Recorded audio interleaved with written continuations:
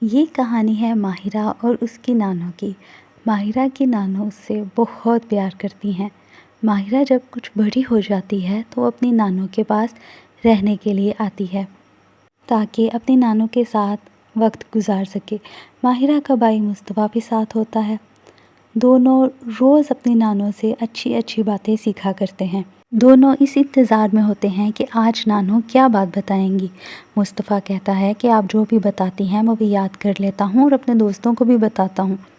نانوں اس کی بات سن کر اسے شاباش دیتی ہیں کہ ہمیں اچھی بات دوسروں تک پہنچانی چاہیے۔ ماہرہ نانوں سے کہتی ہے کہ آج ہم کیا سیکھیں گے۔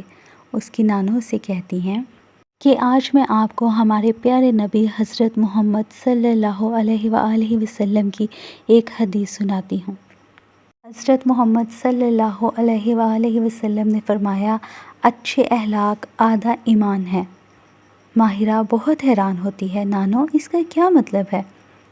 نانوں کہتی ہیں کہ میں آپ کو ایک کہانی کے ذریعے سمجھاتی ہوں۔ انکل افضل جو کہ ایک اچھی طبیعت کے انسان تھے، اپنے باغ کی دیکھ بھال کیا کرتے تھے۔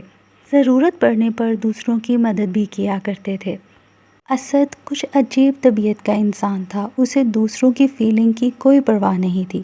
اسد کی مرغیاں اکثر انکل افضل کے باغ میں چلی جاتی تھی اور وہاں بہت گند پھیلا آتی تھی۔ اسد کو اس بات کی کوئی پرواہ نہیں تھی، وہ اس چیز پہ کوئی توجہ نہیں دیتا تھا۔ ایک دن انکل افضل اسد کے دروازے پر گئے، انہوں نے دروازہ نوک کیا۔ اسد کو اندازہ تھا کہ انکل افضل آئے ہیں۔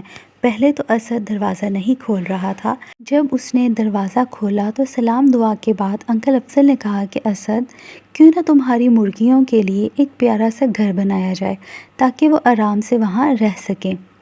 اسد جو سمجھ رہا تھا کہ انکل افضل اس سے جھگڑا کریں گے، انکل افضل کے اخلاق سے بہت متاثر ہوا۔ دونوں نے مل کر مرغیوں کے لیے گھر بنایا۔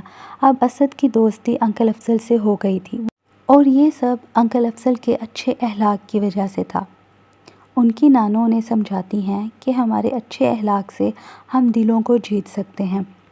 دوسروں کی مدد کرنا، مصیبت میں ان کے کام آنا، یہ سب اللہ اور اس کے نبی کو بہت پسند ہے۔ ماہرہ اور مصطفیٰ اپنی نانوں سے کہتے ہیں کہ ہم اپنے پیارے نبی حضرت محمد صلی اللہ علیہ وآلہ وسلم کی حدیث کو اپنائیں گے اور ہمیشہ اچھا اخلاق رکھیں گے۔